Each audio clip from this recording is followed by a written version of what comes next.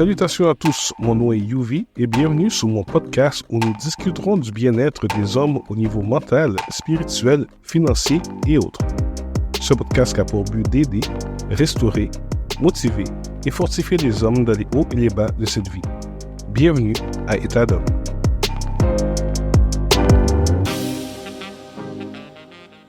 Bonjour à tous et merci d'être avec moi pour le 3e épisode d'État d'homme. J'espère que vous passez une bonne semaine jusqu'à présent.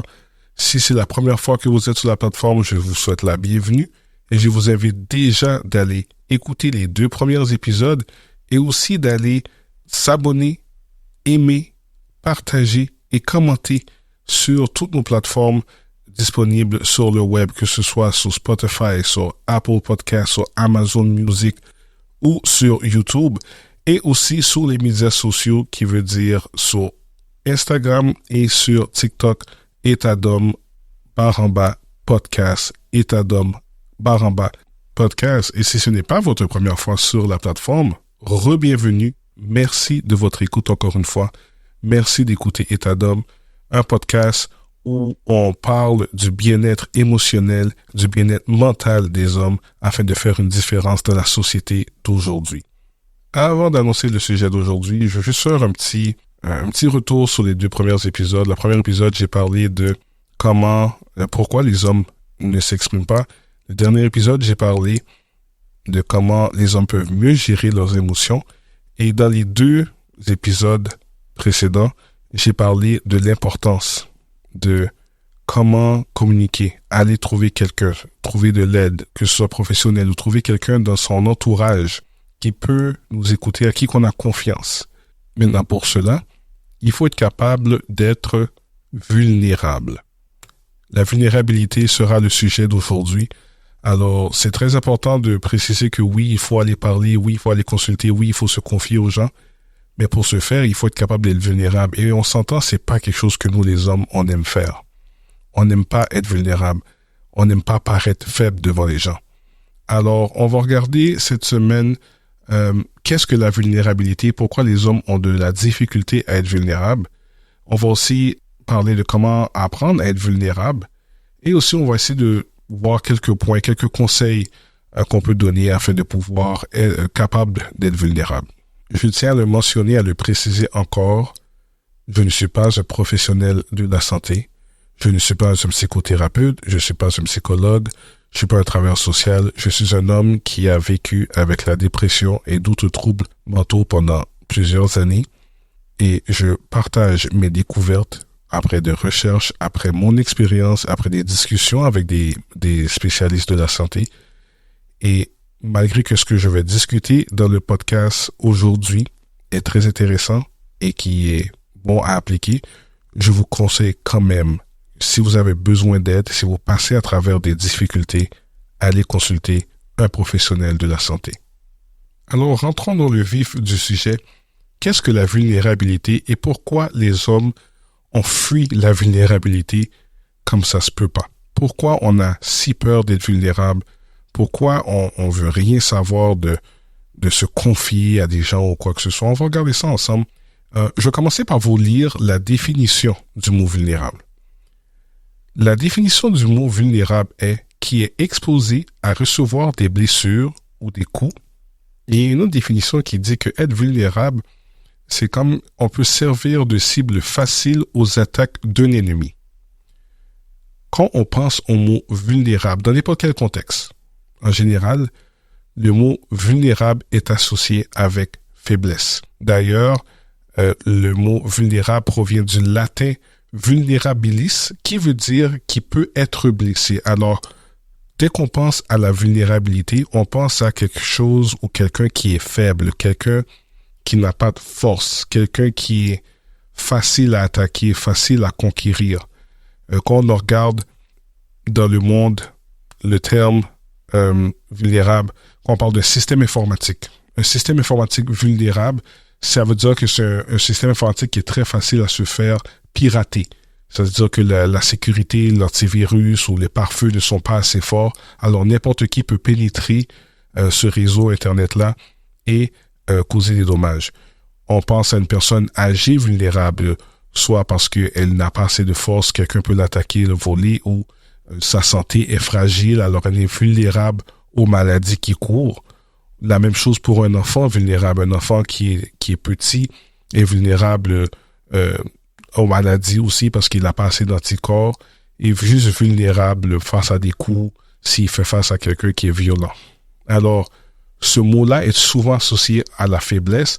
Alors maintenant, quand on parle émotionnellement, ben si on te demande d'être vulnérable, mais déjà là, le premier réflexe va être, mais non, si tu me demandes d'être vulnérable, tu me demandes d'être faible. Quand on pense à ça, le mot est tellement associé avec ça que tout de suite, ton réflexe, c'est, ben non, être vulnérable, c'est être faible. Je veux pas me laisser attaquer, là, je veux pas me laisser quelqu'un me marcher dessus ou utiliser ma vulnérabilité contre moi. Par contre, quand on regarde bien ça, quand on regarde ça en profondeur, lorsqu'on parle de la gestion de nos émotions, lorsqu'on parle de notre santé mentale, la vulnérabilité n'est pas une faiblesse, mais plutôt une force. Tu dois être fort pour admettre que tu as des problèmes. Tu dois être fort pour aller voir quelqu'un. Ça demande de la force pour aller voir quelqu'un et lui dire, de la force et du courage pour lui dire, écoute, je passe à travers une situation difficile. J'ai perdu mon emploi, j'ai pas d'argent, je suis pas capable de payer mes factures. Depuis la rupture amoureuse, je dors pas, je mange pas, j'arrive pas à me concentrer, ça me fait mal. J'ai une dépendance. J'ai une dépendance au jeu. Je perds tout mon argent à cause que j'arrête pas de le dépenser dans des paris sportifs ou au casino, ou une dépendance à l'alcool. Réaliser qu'on a une dépendance à l'alcool et on veut arrêter. Être capable de admettre ça et d'aller voir quelqu'un et demander de l'aide, ça prend beaucoup de courage. Et on s'entend, être courageux, c'est une force et non une faiblesse. Alors, lorsqu'on regarde ça du côté émotionnel, il faut arrêter de penser que être vulnérable, c'est une faiblesse. Oui, c'est sûr que si on se confie à la mauvaise personne, puis on va en parler plus tard, on se confie à la mauvaise personne, ça peut se retourner contre nous. Premier épisode, c'est ce que je disais. Je disais que la plupart des fois que les hommes ne se confient pas ou ne veulent pas se confier, c'est parce qu'ils ont peur que ce qu'ils ont dit soit utilisé contre eux. Mais maintenant, être capable d'être vulnérable pour aller voir un psychothérapeute et aller se confier et aller chercher de l'aide, ça prend beaucoup de force. Alors, il faut comprendre que avoir le courage de se mettre à nu devant un inconnu, qu'on y pense, qu'on est vulnérable devant un thérapeute, très souvent, c'est pas quelqu'un qu'on connaît. Alors, se mettre à nu devant une personne et lui dire « j'ai besoin d'aide pour X, Y, Z », ça prend beaucoup de courage. Et il y a un auteur, j'ai oublié le nom malheureusement, elle a écrit dans un livre « La vulnérabilité a le goût de la vérité et l'odeur du courage. La vérité et le courage ne sont pas toujours confortables, mais ils n'ont rien à voir avec la faiblesse. » Si je regarde mon expérience personnelle, comme j'ai mentionné, j'ai vécu des épisodes dépressifs pendant plusieurs années et je regarde à chaque victoire que j'ai eue par rapport à ça. Chaque petite victoire que j'ai eue, j'ai eu besoin de force et de courage pour être vulnérable, pour aller voir quelqu'un. Je suis béni d'avoir des gens autour de moi avec qui je peux être vulnérable, justement, avec qui je peux me confier. Et je sais que c'est des personnes de confiance. Un épisode que je sais, qui me vient en tête tout de suite,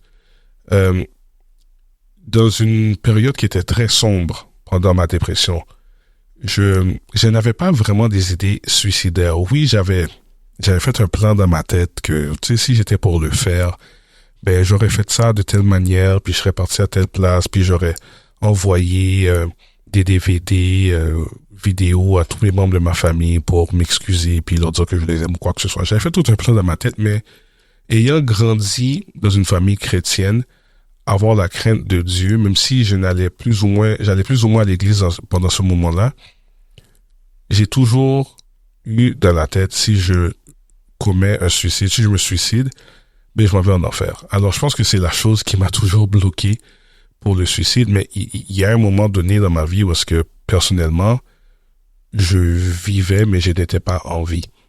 je vivais, mais j'avais aucune vision pour ma vie. J'avais aucune intention de faire quoi que ce soit. Je me levais, je mettais mon masque, je souriais, hi hi ha ha avec tout le monde. J'allais travailler dans les moments que j'avais un travail, j'allais dans les événements familiaux. Mais à la fin de la journée, je retournais à la maison, j'enlevais mon masque, puis j'étais juste dans mon lit et j'étais misérable. Et il y a une soirée où est-ce que j'ai commencé à texter des amis. J'ai commencé à texter des amis pour leur faire part de mon état d'âme, leur expliquer dans quel état d'esprit que j'étais. Parce que très souvent, on vit ces affaires-là en silence. Surtout nous, les hommes, on va les vivre en silence. On va pas vraiment parler aux gens. Alors, il y a des gens qui savaient que j'allais plus ou moins bien.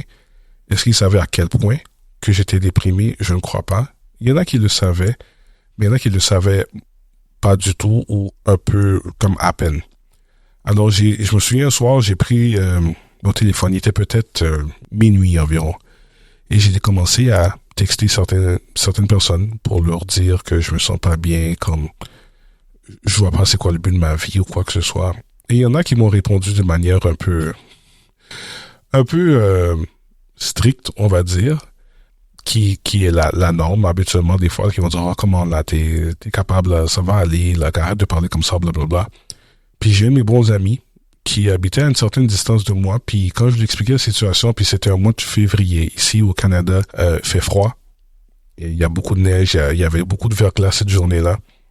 Alors, il m'a dit, mes gars, viens me voir. On va se rencontrer dans un Tim Hortons, puis on va aller parler. Alors, je suis sorti de chez moi, il était minuit, 1h du matin. Déneiger mon auto, pelleter autour parce qu'il y avait de la neige qui s'était accumulée. Je n'étais pas sorti pendant un certain temps. J'ai été le voir et on a passé, je vous dirais, 2-3 heures de temps à parler, puis juste avoir une personne là qui m'écoute, qui prend le temps de m'écouter et d'essayer de voir comment il peut m'aider. Je peux pas vous dire à quel point ça fait du bien. Mais pour avoir ça, j'ai dû être vulnérable. J'ai dû accepter que j'allais dévoiler mes états d'âme à une personne et que j'espérais que cette personne-là prenne en considération comment je me sens et vraiment ait de l'empathie pour moi. Et évidemment, c'est ce qui est arrivé. Et je vous dirais que c'est une des premières fois que je peux dire que je me sens, j'ai eu une lumière au bout du tunnel, que oui, ça peut aller bien. Parce que quand tu es dépressif, très souvent, tu as mal, tu vois tout noir, tu vois pas d'issue, tu penses que ta vie est finie, que tu vaux rien. Mais après cette discussion-là, je peux vous dire que ça a vraiment fait du bien. Et à partir de là, il y a eu d'autres moments où est-ce que j'ai eu besoin d'être vulnérable et je peux vous dire qu'à chaque fois que c'est arrivé, ça m'a fait du bien et ça m'a aidé à me sortir de cette dépression. Alors, ce que je veux vous dire aujourd'hui aux hommes, n'ayez pas peur d'être vulnérable. N'ayez pas peur de trouver votre personne. Et c'est ça que je devrais dire en premier, d'ailleurs. Apprendre à trouver la personne. Si vous n'êtes pas prêt à aller voir un thérapeute, ou si vous n'avez pas les moyens de voir un thérapeute, essayez de voir autour de vous s'il y a une personne. Des fois, c'est une personne que vous n'allez pas penser. Des fois, on la regarde juste dans notre cercle proche, mais il y a des gens un peu plus loin, qu'on voit tous les jours, qu'on parle un peu, mais qu'on n'a pas cette affinité-là. Mais des fois, c'est cette personne-là qui peut être une oreille. On n'est pas obligé de tout dire au début, mais juste commencer à parler. Apprendre à parler un peu, à se confier à quelqu'un qui pourrait nous diriger, à une personne qui peut nous aider. La vulnérabilité, c'est pas facile. C'est quelque chose de... Ça prend du courage. Comme je l'ai dit là, ça prend vraiment du courage pour le faire, mais ça vaut la peine. Spécialement quand on est en détresse mentale, quand ça va pas, on a passé à travers un divorce, une séparation qui est difficile, on garde tout à l'intérieur, on devient aigri de la vie, il y a la rage qui nous monte et plein de pensées négatives et frustrantes. Mais juste trouver quelqu'un à qui se confier et parler, ça fait du bien. Je crois aussi que être vulnérable, c'est être authentique. Quand tu es vulnérable, mais tu ne mets pas ton masque. Le même masque que je me mettais moi quand je sortais tous les jours, puis que je souriais avec les gens, puis tout le monde pensait que ma vie allait bien, puis que j'étais super heureux. Et c'est ce même masque-là que plusieurs personnes dépressives, plusieurs hommes vont mettre tous les jours de leur vie, vont aller au travail, vont aller voir des amis, vont sortir dans les bars, vont faire n'importe quelle activité et que tu penses qu'il va bien, mais c'est ce masque-là. Mais quand tu es vulnérable, tu es capable d'enlever ce masque-là et d'être toi-même, d'être authentique, de connecter avec le vrai toi et de regarder à l'intérieur et de dire « Ouais, ça va mal ». Et il y a ce dicton qui dit que le premier pas vers la guérison, ben, c'est d'avouer qu'on a un problème. Et on ne peut pas guérir, on ne peut pas surmonter une dépression ou n'importe quel trouble mental qu'on peut avoir. On ne peut pas surmonter si on ne l'avoue pas. On est très bon à cacher ça ou à ignorer que ça existe, à renfouler nos sentiments, à se dire c'est rien ça, je veux rien savoir, et de fermer les yeux et de continuer, c'est à temps qu'on explose. Être authentique envers soi-même et être capable d'être vulnérable, c'est une force qui va vraiment changer le combat que vous vivez présentement, le combat mental. Maintenant, comment être vulnérable? Il n'y a pas de technique facile ou de recette magique afin de devenir vulnérable du jour au lendemain. Pour qu'on puisse devenir vulnérable dans le contexte dans lequel on parle, il faut de la patience. Il faut de la patience avec soi-même. Il faut de la patience avec les thérapeutes, si on est en thérapie. Il faut de la patience avec la personne avec qui qu'on va apprendre à être vulnérable. Ça va prendre du temps à bâtir cette confiance-là avec cette personne-là. Donnez-vous le temps. Donnez-vous le temps. Et encore une fois, je veux le préciser, ne vous dites pas que être vulnérable, c'est faible. Est-ce qu'il y a une possibilité que vous vous confiez à la mauvaise personne? Malheureusement, oui. D'où l'importance de choisir ces personnes, les gens à qui on a confiance. C'est sûr que je vous dirais que le plus facile pour commencer, c'est un thérapeute. C'est sa profession. Il est lié par la confidentialité. Alors, il y a pas de... Je crois pas qu'il y ait une chance qu'un thérapeute commence à raconter vos histoires à vos proches ou à des gens ou quoi que ce soit. C'est toujours facile, mais il y en a qui sont plus à l'aise avec des gens qui connaissent. Alors, si vous avez déjà quelqu'un de confiance, commencez à lui parler. Commencez à vous confier, petit à petit. Pas obligé de dire tout la première journée, mais vous allez voir que au fur et à mesure que vous le faites, vous allez vous sentir mieux, vous allez vous sentir à l'aise. Et si la confiance que vous êtes en train de bâtir à cette personne-là grandit, vous allez voir qu'éventuellement, vous allez pouvoir vraiment être vulnérable et dire à cette personne-là comment vous vous sentez. Et cette personne-là pourra vous aider, vous assister ou vous diriger vers l'aide que vous avez besoin. Une méthode que vous pouvez faire pour commencer, c'est écrire. Je sais que nous, les hommes, on n'est pas trop journal ou quoi que ce soit. Moi, je l'ai fait. Ça fait du bien. Écrire. Écrire, juste se vider la tête en écrivant nos états d'âme, nos états d'esprit. Juste à dire comment on se sent. Et tu sais, si jamais vous n'êtes pas capable de parler à une personne, peut-être écrire dans ce journal-là et laisser la personne à qui vous avez confiance lire votre journal afin qu'elle puisse voir comment que vous vous sentez et vous aider. Une autre étape que je trouve qui aide à être vulnérable, c'est se pardonner soi-même. La situation dans laquelle on est, il y a des chances qu'on soit responsable, mais il y a aussi des chances que on a été victime de quelque chose. Tu as été victime d'abus. Tu as été victime d'une malchance, on va dire, comme quelqu'un qui perd son emploi dû à la pandémie qu'on vient de vivre. Tu divorces parce que ta femme t'a trompé. Pas nécessairement parce que tu la maltraitais, mais juste parce que ça lui tentait et t'a trompé. Il faut apprendre à se pardonner.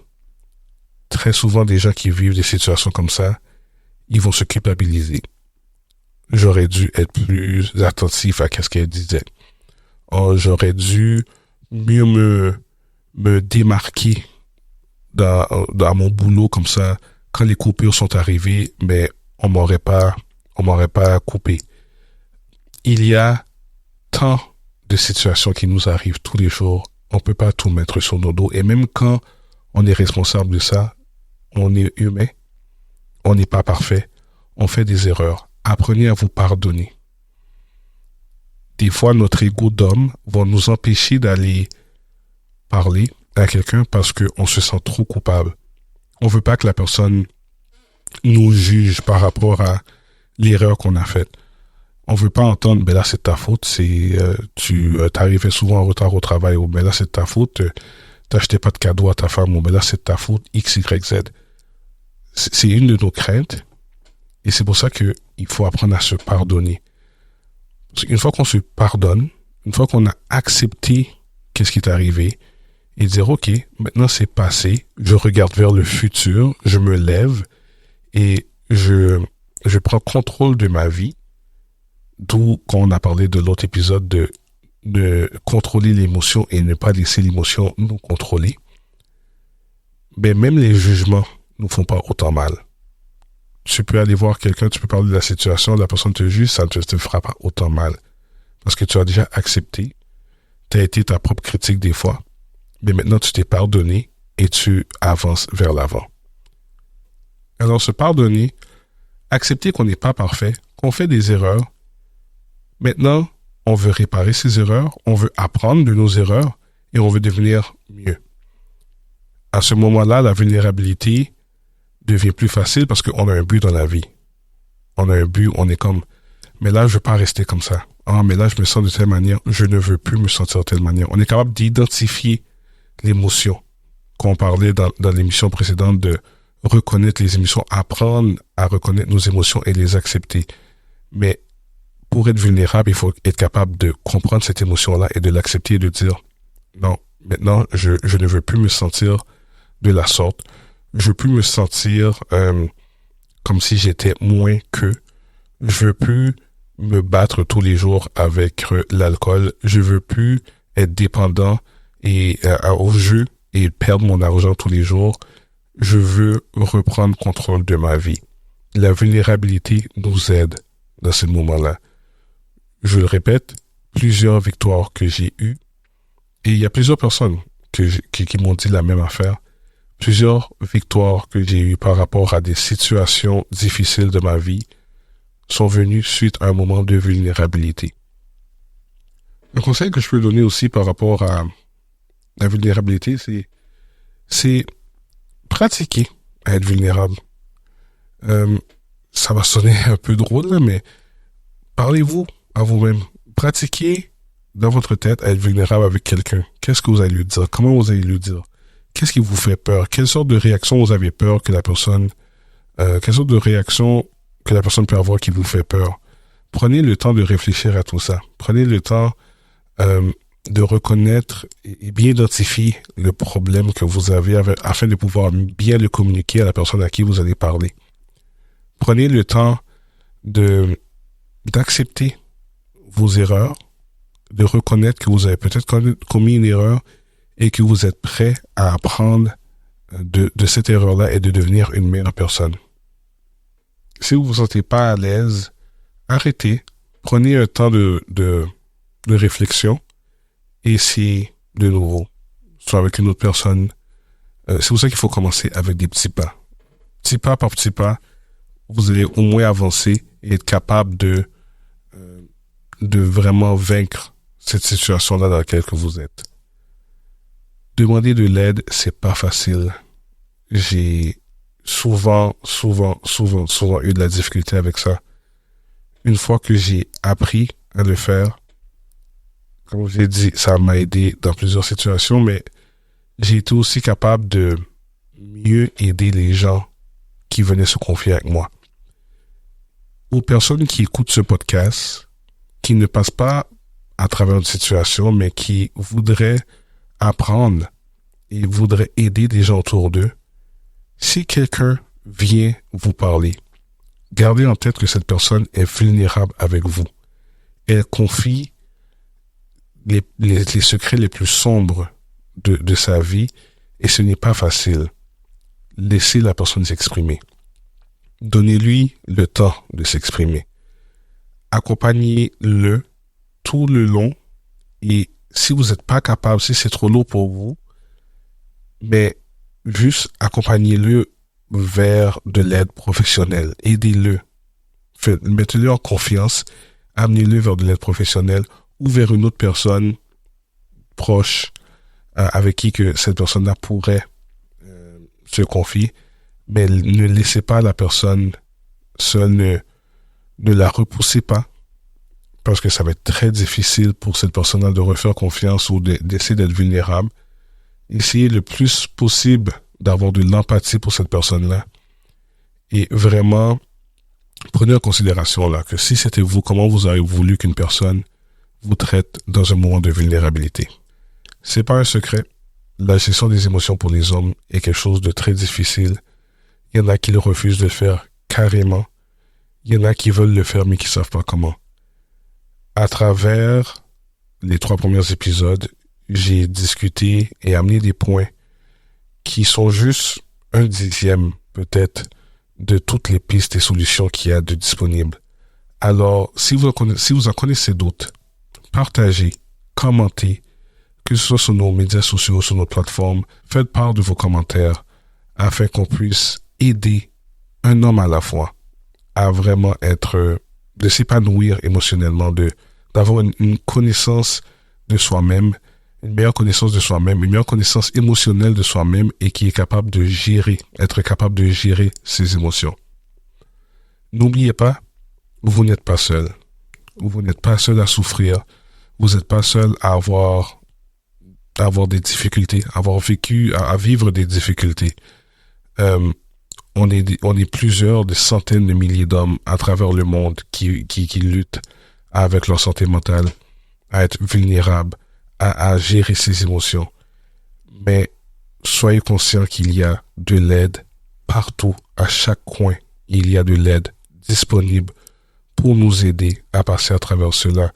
Et j'invite les gens, faites ce que vous avez à faire, prenez le temps, mais soyez conscients qu'il est temps, des fois, qu'il est temps d'aller chercher de l'aide quand vous êtes plus capable de fonctionner, quand vous avez une perte d'appétit, quand la vie ne va pas, quand vous vivez mais vous vous sentez pas en vie. De grâce, allez chercher de l'aide. La vulnérabilité, encore une fois, je le répète, lorsqu'on parle de nos émotions, de nos états d'âme, la vulnérabilité, quand ça va pas, ce n'est pas d'une faiblesse. Même si la définition générale parle de faiblesse, mais lorsque c'est la gestion des émotions et de son bien-être émotionnel et mental, la vulnérabilité est votre allié. S'il vous plaît, prenez le temps pour vous, de vous soigner, de prendre soin de vous mettre en priorité et aller chercher de l'aide si ça ne va pas. Alors, ceci conclut l'épisode d'aujourd'hui. Si ce n'est pas déjà fait, allez vous abonner sur Instagram, TikTok, État d'homme, Baramba Podcast. Abonnez-vous à la chaîne sur Spotify, Apple Podcasts, Amazon Music, YouTube. Laissez des commentaires, partagez vos expériences. Ne soyez pas gênés. On est un safe space. On est là pour garder la discussion ouverte et répondre ces discussions un peu partout afin d'aider les hommes en détresse. Il y en a partout. Tous les jours, il y a des hommes qui vivent la difficulté et le but de ce podcast, c'est de les aider. Alors, merci encore une fois de votre écoute et on se voit au prochain épisode.